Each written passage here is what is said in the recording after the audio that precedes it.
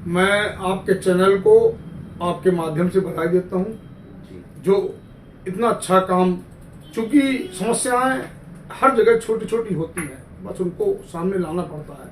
आप इस ओर काम कर रहे हैं, मेरी शुभकामनाएं आपके साथ। देखिए, व्यापारियों के मुद्दे तो लगातार चले आ रहे हैं और संघर्ष भी होता रहा है। जीएसटी बड़ा मुद्दा है ही है व्यापारियों के लिए। इसके लिए भी हम लोग कई बार विरोध प्रदर्शन, ज्ञापन कई बार प्रयास कर चुके। ई टेंडरिंग और ऑनलाइन शॉपिंग जी, इससे व्यापार को एक बड़ा नुकसान है। नमस्कार, मैं बांदा से साकेत अवस्थी। आईपा यानी all India progressive politics association, ये वो मंच है जहां हम बात करते हैं मुद्दों की, जन सरोकार की। इसी क्रम पे आज बांदा के ही जानी मानी हस्ती हैं, जो कि जिला व्यापार मंडल के जिला उपाध्यक्ष हैं और फिल्मी दुनिया में भी अपना एक परचम लहराने के लिए बेताबी से बांदा का नाम रोशन कर रहे हैं। संजय निगम अकेला जी हैं। उनसे हम अपने संस्थान के लिए बात करेंगे और उनके विचार जानने की कोशिश करेंगे। सर नमस्कार। नमस्कार सर, ये हमारा वो मंच है आईपा, जो कि समस्याओं को लेकर के आम जनमानस तक पहुंचाता है। हमारे मंच के लिए क्या संदेश देंगे, क्या कहना चाहेंगे सर्वप्रथम? मैं आपके चैनल को आपके माध्यम से बधाई देता हूं, जो इतना अच्छा काम, चूंकि समस्याएं हर जगह छोटी छोटी होती हैं, बस उनको सामने लाना पड़ता है। आप इस ओर काम कर रहे हैं, मेरी शुभकामनाएं आपके साथ हैं। जी, बहुत बहुत धन्यवाद, आपने समय दिया। खासकर हम सर्वप्रथम जो है बात करेंगे आपसे, जो है व्यापार मंडल को लेकर के। अपने जनपद बांदा के व्यापार मंडल को लेकर के अपने व्यापारियों में ये संगठन, जो आपका संगठन बनाया गया है और आप उसके जिला उपाध्यक्ष हैं, उस संगठन के व्यापारियों के हित के लिए क्या क्या कार्य किए जा रहे हैं? देखिए, हमारा संगठन पहले अखिल भारतीय उद्योग व्यापार मंडल था। उसके बाद प्रदेश लेवल में कुछ संगठन हमारे संगठन में समाहित हुए और नाम बदलकर भारतीय उद्योग व्यापार मंडल रख दिया गया। हमारा भारतीय उद्योग व्यापार मंडल प्रदेश स्तर में व्यापारियों के हितों के लिए संघर्ष करता रहता है। उनकी मांगों को लेकर के शासन प्रशासन में अपनी आवाज उठाता रहता है। धरना प्रदर्शन, मोर्चा, हर तरह से व्यापारियों के हित के लिए काम करता है। जी, खासकर बांदा के व्यापारियों की बात की जाए, जो है इस समय चुनाव भी है, आचार संहिता भी लगी हुई है। 2022 में देखें, चतुर्थ चरण में चुनाव है। व्यापारियों के लिए जो है आगामी 2000 होने वाले विधानसभा के चुनाव, क्या क्या मुद्दे रहेंगे? क्या जीएसटी या अन्य समस्याओं को लेकर के प्रभावित होंगे? देखिए, व्यापारियों के मुद्दे तो लगातार चले आ रहे हैं और संघर्ष भी होता रहा है। जीएसटी बड़ा मुद्दा है ही है व्यापारियों के लिए।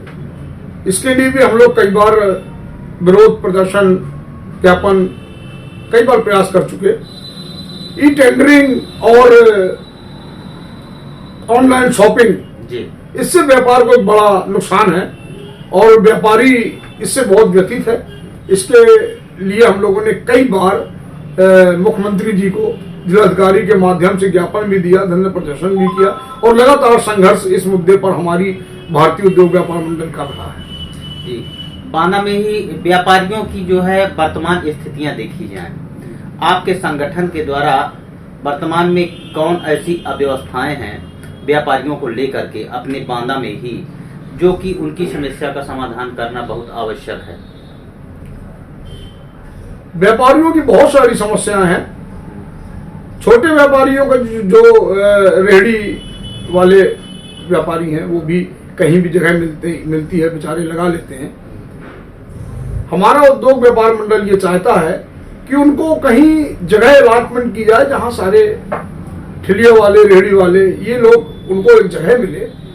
नगर पालिका अपना टैक्स ले, जो लेती भी है, लेकिन उनको एक सुविधा दे, उनको एक जगह खड़े होने की जगह दे।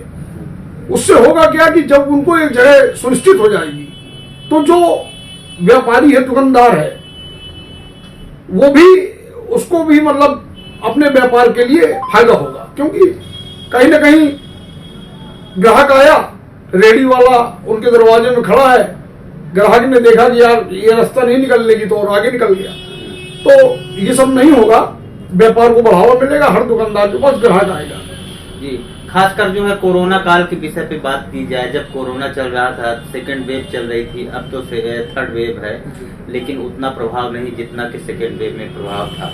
उस समय व्यापारियों की क्या स्थितियां थी, व्यापार में कितना अंतर आया, तब की और अब की जो है स्थिति में कितना अंतर है? ये तो माता महेश्वरी जी का की अनुकंपा है हम लोगों के ऊपर कि तीसरी वेव उतनी खतरनाक नहीं रही। पहली वेव में तो जो दहशत आई अचानक, व्यापार भी बंद हो गया, सारी दुकानें बंद हो गई, लॉकडाउन लग गया। देखिए, जो बड़ा व्यापारी होता है बहुत ज्यादा फर्क उसको नहीं पड़ता है, पड़ा भी नहीं। लेकिन जो मीडियम क्लास का व्यापारी होता है, वो मीडियम क्लास का व्यापारी जिसको रोज कमाना है, रोज खाना है, या छोटा व्यापारी जिसको रोज कमाना है, उसको वास्तविकता में बहुत बहुत फर्क पड़ा और बहुत पीछे चला गया वो। जी, जैसे कि जो है बांदा की बात की जाए, छोटे व्यापारियों की आपने बात की, रोजमर्रा कुछ व्यापारी ऐसे हैं कि रोजमर्रा का जीवन जीने वाले हैं, रोज कमाना रोज खाना है, और खासकर फुटपाथ वाले व्यापारी, जब अतिक्रमण हटाया जाता है या नगर पालिका की जमीन पे, वो लोग जो है अपना बिजनेस करते हैं, ठेलिया लगाते हैं, ठेला झोपड़पट्टी जैसे, और इनको हटा दिया जाता है। इनके सामने काफी जो है आर्थिक स्थिति गहरा जाती है, संकट पड़ जाता है आर्थिक स्थिति का। इस संबंध में व्यापार संगठन क्या उनका मदद करता है? देखिए, आपने बहुत अच्छी बात कही। मेरा तो मानना ये है, मैंने ये पहले आपसे बताया कि उनको एक जगह सुनिश्चित कर दी जाए, किराया टैक्स जो भी हो उचित मूल्य। देखिए, जब कोई दुकानदार एक डब्बा, एक खोंचा किसी जगह पर रख देता है एक उम्मीद के साथ कि मेरा परिवार चलेगा, और वो चलने लगता है, जब वो डब्बा अगर कहीं ऐसी जगह पर रख दिया जाता है जहां पर आवागमन बाधित हो या दूसरी दिक्कतें हो रही हो शासन प्रशासन में, तो उसको उसी समय हटा देना चाहिए, उसी समय रोक देना चाहिए। होता क्या है कि उसको रोकते नहीं है, फिर जब व्यापार चलने लगता है, उसके बाद उसका डब्बा हटाया जाता है, उसकी रेडी हटाई जाती है, तो ये कष्ट का विषय है, उसे कष्ट होगा। जैसा अभी हाल ही पे जो है विधानसभा चुनाव जो है जारी होने वाले हैं, और मंडी के कुछ व्यापारी हैं, सब्जी विक्रेता व्यापारी हैं, उनको अंदर से जो है बाहर कर दिया गया था, उनको हटाने का निर्देश दिया गया था, जिसको लेकर जिलाधिकारी बांदा को शिकायती पत्र भी दिए हैं। उस संबंध में उनकी समस्या का भी समाधान नहीं हुआ, वो लोग बाहर ही सब्जी लगा रहे हैं। उस पर जो है संगठन, आपका व्यापार मंडल क्या कार्रवाई कर रहा है? देखिए, चुनाव अब तो पहले तो 5 साल में एक बार आते थे, अब तो हर दूसरे साल चुनाव हमारे देश में, हमारे प्रदेश में खड़ा है। मंडी समिति में काउंटिंग की व्यवस्था शुरू से हो रही है, और मंडी समिति में ही व्यापारियों का व्यापार होता है। तो प्रशासन को इस बारे में कोई ठोस कदम उठाना चाहिए कि 1 महीने के लिए व्यापारी अगर अपना व्यापार बंद कर देगा, तो उस एक दुकानदार, एक व्यापारी से जुड़े हुए न जाने कितने परिवार है जिनको असर होगा। प्रशासन से हमारा व्यापार मंडल मांग करेगा, और हम इस बात को आगे बढ़ाएंगे कि इसके लिए बहुत जल्दी कोई ठोस नीति निकालें।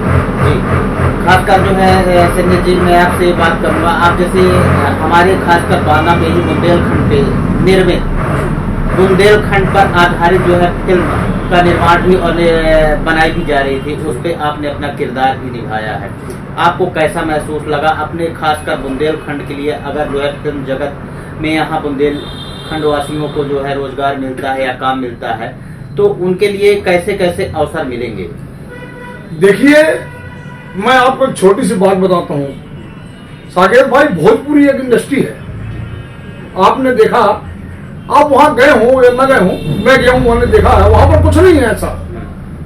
सिर्फ वो अपनी भोजपुरी लोक संस्कृति को उन्होंने आगे बढ़ाने के लिए छोटी छोटी फिल्में बनाना शुरू किया। भोजपुरी सिनेमा आज स्थापित हुआ, उसके लिए वहां के व्यापारियों ने, वहां के कलाकारों ने तन मन धन से भोजपुरी इंडस्ट्री को आज खड़ा कर दिया। आज भोजपुरी इंडस्ट्री इस मुकाम पर खड़ी है कि वो बॉलीवुड की टक्कर ले रही है। अकेला जी, मैं आपसे और एक क्वेश्चन जो है पूछूंगा जी 2022 विधानसभा चुनाव है जी। आखिरकार जो है आप व्यापार संगठन से जुड़े हुए हैं, व्यापारियों के क्या क्या मुद्दे रहेंगे 2022 में चुनाव को लेकर के, क्या क्या मुद्दे होंगे? देखिए, व्यापारियों के तो मुद्दे साफ है, खुले हैं। व्यापार ध्वस्त हो चुका है, इसमें कोई ऐसी बात तो है नहीं कि मैं कह रहा हूं, दुनिया जान रही है। व्यापार ध्वस्त हो चुका है। GST, e tendering, online shopping और तरह तरह की मुसीबतें, कोरोना, सबसे बड़ी चीज तो कोरोना, जो धर्रे से काम चल रहा था लोगों का, उस कोरोना ने ध्वस्त कर दिया। तो व्यापारी खुश नहीं है। क्या बदलाव होगा? अब ये लोगों के मन में क्या है, और मुझे ये तो लगता है कि प्रदेश स्तर में बहुत बड़ा बदलाव होने का दिखाई दे रहा, असर दिखाई दे रहा है। ऐसा लग रहा है कि प्रदेश स्तर में बहुत बड़ा असर होगा। जी, बहुत बहुत धन्यवाद सर, आपने हमें समय दिया। और ये थे संजय निगम अकेला जी, जो कि व्यापार मंडल के जिला उपाध्यक्ष थे। इन्होंने व्यापार से लेकर के तथा आगामी होने वाले चुनाव के मुद्दों को लेकर के, चुनाव पर भी इन्होंने वार्ता की और हमारे संस्थान के माध्यम से शासन प्रशासन अपने सुझाव को दिया। एक बात फिल्म के बारे में, देखिए अभी हम लोगों ने डायरेक्टर प्रवीण चौहान जी हैं, बांदा की प्रतिभा है, वो भी लगातार काम करते रहते हैं। हम लोग भी लगातार साहित्यिक मंचों में और बुंदेलखंड को आगे बढ़ाने, बांदा को आगे बढ़ाने के लिए लगे ही रहते हैं।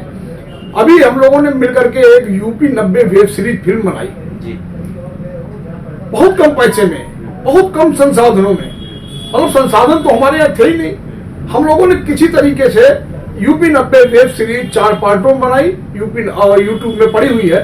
लोगों ने उस फिल्म को देखा, किरदारों को देखा, इतना प्यार दिया, इतना पसंद किया कि उस फिल्म को देख करके न जाने कितने दूर दूर के डायरेक्टर, प्रोड्यूसर, हम जैसे कलाकारों से, हमारे साथ जो काम किए हैं, उनको अपनी अगली फिल्मों में चांस दे रहे हैं। और मुझे बहुत खुशी है ये बताते हुए, गर्व भी हो रहा है कि मैं भी बहुत जल्दी, और मेरे साथ कुछ साथीगण यूपी 90 के ही, वो आपको हो सकता है ऊपर वाले ने चाहा तो अमेजन प्राइम, नेटफ्लिक्स और थिएटर में भी दिखाई देंगे। इसलिए मैं व्यापारियों से आपके चैनल के माध्यम से एक निवेदन करना चाहता हूं कि थोड़ा थोड़ा हाथ लगाइए और बुंदेलखंड को फिल्म इंडस्ट्री बनाने के लिए अपना योगदान दीजिए।